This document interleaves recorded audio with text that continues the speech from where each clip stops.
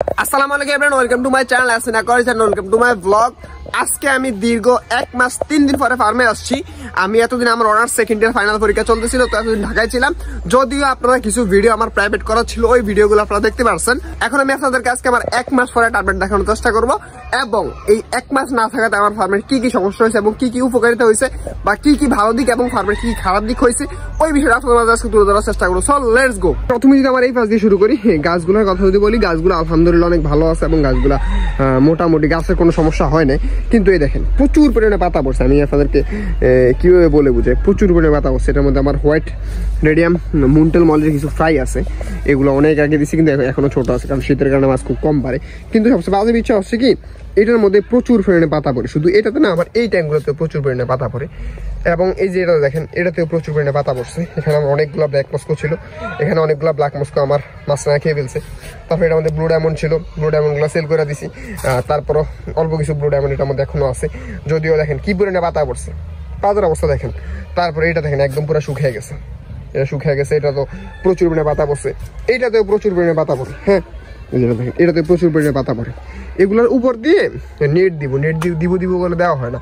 আর আমি এটার উপরে যদি এইরকম ভাবে নেট দিতে যাই, তখন হইতেছে হয় কি, আমার গাছগুলো নষ্ট হয়ে যায়। এই কারণে আমি ওইভাবে নেট দিতে পারতেছি না। তো এই কারণে আমি এখন করবো কি, এটার উপর দিয়ে একটা নেট দিয়ে দিব।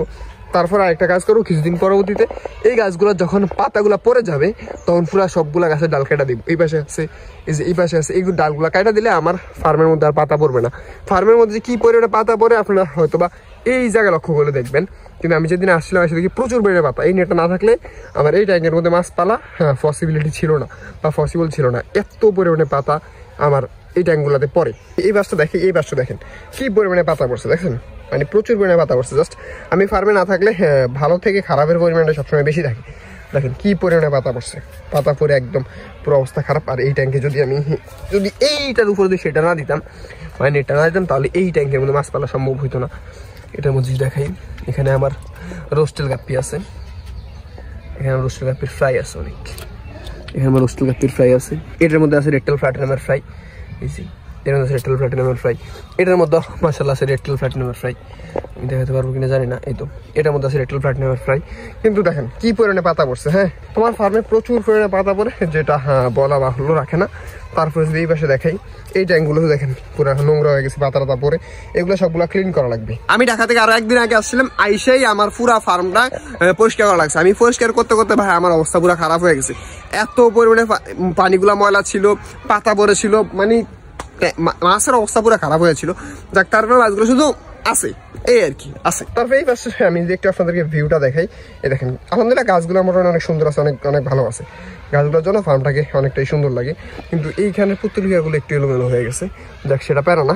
তারপরে যদি এই পাশে দেখাই, এটার মধ্যে আছে আমার ডামো মোজাইক। আর একটা কথা বলি, যারা শীতকালে মাছ পালতে যাচ্ছেন, আপনারা এইরকমভাবে শীতকালে সেট আপ দিবেন, আশা করি আপনার কোনো মাছের কোনো ক্ষয়ক্ষতি হবে না। অনেক সময় দেখা যায় শীতে মাছ মারা যায়, বা মাছ প্যারাসাইট আক্রান্ত হয়, মাছ ফাঙ্গাস দেখা দেয়। কিন্তু আপনারা যদি এইরকমভাবে ফ্লোটিক প্লান্ট দিয়ে দেন, এবং যদি মাছের খাবার একদম কম দেন, দেখবেন যে মাছের আর কোনো সমস্যা হবে না। কিন্তু আপনারা যদি মাছের খাবার বেশি দেন আর ফ্লোটিক প্লান্ট না দেন, তখন শীতকালে অনেকটাই মাছের সমস্যা হবে। আমি যদি আপনাদেরকে একটু দেখাই, দেখেন এটার মধ্যে আছে আমার ডামো মোজাইক। এগুলো লুকেই থাকে সবসময়। এই যে যদিও ডামো মোজাইক আমার মেইন ব্যাচটা 10 পেয়ে ডামো মোজাইক তো খেয়ে ফেলছে, এটা তো আপনারা ভিডিওর মাধ্যমে দেখতে পাচ্ছেন। কিন্তু এটার মধ্যে অল্প কিছু আছে, এগুলো আপাতত এখন খুব কম মুভ করে। শীতকালে একটা মাছের ভালো একটা বিষয় কি, বা খারাপ একটা বিষয় কি, শীতকালে মাছ মুভ করে না বললেই চলে। মানে জাস্ট অন্য সময় যদি আমি হাত দিতে আমার সবগুলো হাতের কাছে চলে আসতো, কিন্তু এখন দেখেন এগুলো আসে না। আর এইভাবে রাখলে আরো সবচেয়ে বড় সুবিধা হচ্ছে, আমার সবগুলা ট্যাঙ্ক থেকে মোটামুটি কম বেশি মাছরাঙা মাছ খাইছে। মানে এই ট্যাঙ্ক থেকে মাছ খাইছে, এটা থেকে খাইছে, এগুলা থেকে খাইছে, এটা থেকে খাইছে, এইবার সবগুলা থেকে খাইছে। মাছরাঙা মোটামুটি এতভাবে কাভার করার পরেও আমি না থাকার সাথে মাছরাঙা প্রচুর পরিমাণে মাছ খাইছে, এটা সত্য কথা। এর মধ্যে আমার কোহাকু কৈশোটেল ছিল, অনেকগুলা কোহাকু কৈশোটেল ছিল, প্রায় 30 পিসের মতন কোহাকু কৈশোটেল ছিল। আইসা দেখি যে 4-5 পিসের মতন আছে, আর সব খেয়ে ফেলছে। যাই হোক, গেল কথা এটা। আর এইটার কারণে আলহামদুলিল্লাহ 1 পিসও আমার মধ্যে খেতে পারে না, কারণ এটার মধ্যে খাওয়ার অপশনই নেই। মাছই দেখবে না, যে এরকম ভাবে ফ্লোটিক প্লান্ট দেওয়া আছে, মাছই দেখবে না, খেতেও পারো না। তো এই বিষয়টা খুব ভালো একটা বিষয়। কি সুন্দর একটা ফুল দেখেন, মাশাআল্লাহ কি সুন্দর একটা ফুল। হ্যাঁ, আর এই গাছটা দেখেন, এই গাছটা কি ভালো লাগে আমার কাছে। মানে এই গাছটা একদম সেই লাগে। অনেকের গাছটা ফেভারিট, অনেক গাছটা করতে চায়, কিন্তু অনেকের কাছে গাছটা হয় না। কিন্তু আমার কাছে মাশাআল্লাহ গাছটা দেখেন কি জোস। এই যে আমি ঢাকা যাওয়ার আগে এগুলো কিছু রোপণ করে রেখেছি, দেখেন কি সুন্দর লাগতেছে না। এই যে এই গাছটা কি সুন্দর। তো এইটা হ্যাঁ এইটা আমার কাছে অনেক ভালো লাগে। এখন ফোনে কীরকম বোঝা যাচ্ছে আই ডোন্ট নো, কিন্তু এটা সামনাসামনি অনেক সুন্দর লাগে। আর এদিকে আমার বাগান বিলাস আলহামদুলিল্লাহ ফুল ফুটছে, যদিও মোটামুটি ফুল এখন ফুটে বাগান বিলাস। এই তো এই ফুল ফুটছে, এই ফুল, তারপরে আরও অনেক দেখলাম ফুল ফুটছে। তারপরে এদিকে অপরাজিতাগুলো আছে, যদিও অপরাজিতাগুলো একটু এলোমেলো হয়ে গেছে। আর এই গাছটা দেখেন মাশাআল্লাহ কি সুন্দর হয়ে গেছে, কি বড় হয়ে যাইতেছে। হ্যাঁ আমার ফার্মে মেইনলি সমস্যা ছিল হচ্ছে যে মাছরাঙা আমার প্রচুর পরিমাণে মাছ খেয়ে ফেলছে, যেটার মধ্যে বললাম ডামুজেক, অনেক ডামুজেক খেয়ে ফেলছে। তারপর যে কোয়াশাটুল খাইছে, আমার প্লাটি চটল খাইছে, তারপরে অনেকগুলা গাপ্পি খাইছে, অনেক জাতের গাপ্পি খেয়ে ফেলছে। আমার ব্লু ডায়মন্ড খাইছে, মানে অনেক পরিমাণে মাছ খাইছে, যেটা সত্য কথা। আমার মানে প্রচুর পরিমাণে ডিস্টার্ব আমার মাছরাঙা করে, এতভাবে প্রোটেকশন দেওয়ার পর আমার মাছরাঙা ডিস্টার্ব করে। এখন আপাতত যেভাবে আছে এভাবে চলবে, যতভাবে মাছরাঙা একটু প্রোটেক্ট করা যায় এভাবে প্রোটেক্ট করবো।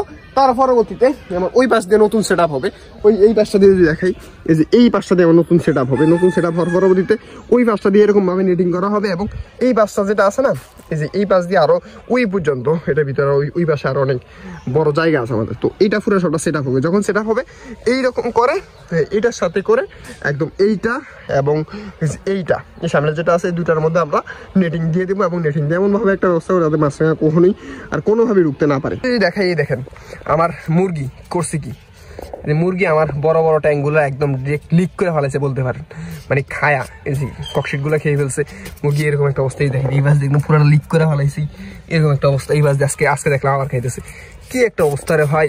তারপরে এই বাস দেখাইতেছে, এই যে এই বাস দেখাইতেছে। তারপর আমি আরো দেখাই, এই যে এইটার এই খেয়ে ফেলছে, এই যে এইটার এদিক দিয়ে খেয়ে ফেলছে, মানে মুরগি আমার এই। আর এইটা দেখেন, এটা একদম পুরোটা খেয়ে ফেলছে, এই ককশিটার ইয়েটাকে পুরোটা খেয়ে ফেলছে।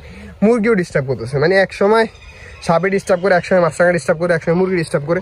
তারপরে গেল এই পাশে যে দুটো ট্যাঙ্ক আছে, দুটো ট্যাঙ্ক লিক হয়ে গেছে। হ্যাঁ এই দুটো ট্যাঙ্ক আছে, দুটো ট্যাঙ্ক লিক হয়ে গেছে। মাছগুলো কী করছে ছোটো ভাই আল্লাহ ভালো জানে, আমি জানি না, ওরা জিজ্ঞাসা করতে পারিনি। যাই হোক, তারপরে এটা মনে আছে ব্লু ডায়মন্ড। এইগুলো দেখেন মাছরাঙা এটাকার ফলে সবগুলো লুকে আছে, এগুলো সব বের হইতেছে না। এটার মধ্যে আছে ব্লু ডায়মন্ড এটা যা ডেভেলপ করার চেষ্টা করতেছি, ওইটা এটার মধ্যে আছে, এটার মধ্যে সবগুলো লুকে আছে। তো এই হলো কথা। আর ফার্মের ভিউটা যদি আপনারা দেখেন, ভিউটা আশা করি মনোমুগ্ধকর লাগবে আপনাদের কাছে। সবচেয়ে বড় ব্যাপার বিষয় হচ্ছে কি, আমি নিজে না থাকলে আমার ফার্মটা পুরো সব এলোমেলো হয়ে যায়। আপনাদেরকে আমি এই গাছটা একটু দেখাই, দেখেন মাশাআল্লাহ কি সুন্দর লাগতেছে, উফ মানে কি টকটকা লাল এবং কি সুন্দর মাশাআল্লাহ। দেখেন আসলে মাশাআল্লাহ আমি তো এখন লক্ষ্য করে দিয়েছি গাছটা এত সুন্দর লাগে। ভিডিও করতে এসে দেখলাম যে কি সুন্দর লাগে, দেখেন পুরো টকটকা গাছটা লাল, একটা সূর্যের আলো পাইলে জোস একটা গাছ হয়ে যায়। এই পাশে আছে আমার স্পাইডার লিলিগুলা, যদি এগুলা লিলি আসার জন্য আমি অনেকভাবে অপেক্ষা করতেছি, কিন্তু এখনো তারা লিলির দেখা দিচ্ছে না। তারপরে আমি আমার এই ট্যাঙ্কগুলো দেখাই। এখানে তো আপনারা জানেন এটার মধ্যে হচ্ছে আমার একটা প্লান্টের ট্যাঙ্ক জঙ্গল বেল, এটার মধ্যে আছে আমি ফ্রাই বড় করি, এবং হচ্ছে এটার মধ্যে শিম্প আছে, এটার মধ্যে আমার শিম্প এবং ফ্রাই বড় করা হয় এই ট্যাঙ্কে। এবং এটার মধ্যে জাবা মাছ আছে নিচনে, এই যে এটার মধ্যে নিচনে জাবা মাছ আছে, অনেক জাবা মাছ আছে। তারপরে যদি আমি এগুলো দেখাই, এটার মধ্যে আছে আমার শিম্প, এটার মধ্যে আছে অরেঞ্জ শিম্পগুলো এটার মধ্যে আছে, সবগুলা লুকে আছে, দেখানো যাবে না। এটার মধ্যে অরেঞ্জ শিম্প, এটার মধ্যে হয়তো খালি, এটার মধ্যে হয়তো কিছু নেই। এগুলোর মধ্যে মোটামুটি সবগুলোর মধ্যে জাবা মাছ বা কিছু টুকটাক ফ্রাই আছে, সবগুলোর মধ্যে মাছ আছে। তারপরে এই গাছটা একটু দেখাই, এই গাছটা মাথা দেখে সুন্দর লাগতেছে না? এই গাছটা আইসা দেখি যে এটার গাছের মধ্যে পানি নেই, একদম একটু পানি আছে, মোটামুটি গাছটা বেঁচে আছে। তো তারপরে আবার পানি দিলাম, এখন দেখেন আবার কি সুন্দর হয়ে গেছে মাশাআল্লাহ। ফার্মার হওয়ার অবস্থা, ফার্মার হচ্ছে 1 মাস না থাকার কারণে অনেক সমস্যা দেখা দিচ্ছে। বেনিফিট শুধু একটাই, আমি না থাকলে মাছগুলোকে মোটামুটি টেক কেয়ার করা হয়। মোটামুটি আমি একটা কথা বলি, জানা মনে করেন যে আমি নাই, আমার ছোট ভাই দেখবে বা অন্য কেউ মাছ পালবে, এটা আসলে 100% ভুল কথা। আপনার মাছ আপনাকে নিজেই পালতে হবে, আপনার মাছের প্রতি আপনাকে যত্নশীল হতে হবে, আপনার মাছকে আপনি টেক কেয়ার করতে হবে, তাহলে মাছ করেন, না হলে মাছ করার দরকার নেই। অন্যের উপরে আশা করে কখনোই মাছ করা সম্ভব না। মাছ আর এইভাবে মাছ হবে না, শুধু আপনার টাকা নষ্ট। যারা এই সেক্টরে আসতে যাচ্ছেন তাদের উদ্দেশ্যে আমি বলি, মাছ করলে নিজে করেন, নিজে খাটবেন, নিজে পরিশ্রম করেন, নিজে মাছ করবেন, কিন্তু অন্যের উপরে কখনো রাইখা মাছ করার চিন্তা ভাবনা করেন না। আপনার মাছ হবে না, আপনার টাকাগুলো নষ্ট হবে। কথাগুলো খারাপ লাগলো, এটাই সত্যি। তো এই আজকের মতো ভিডিওটি কেমন লাগছে অবশ্যই কমেন্টে কমেন্ট করেন। সবার জন্য দোয়া করেন। ধন্যবাদ, আসসালামু আলাইকুম।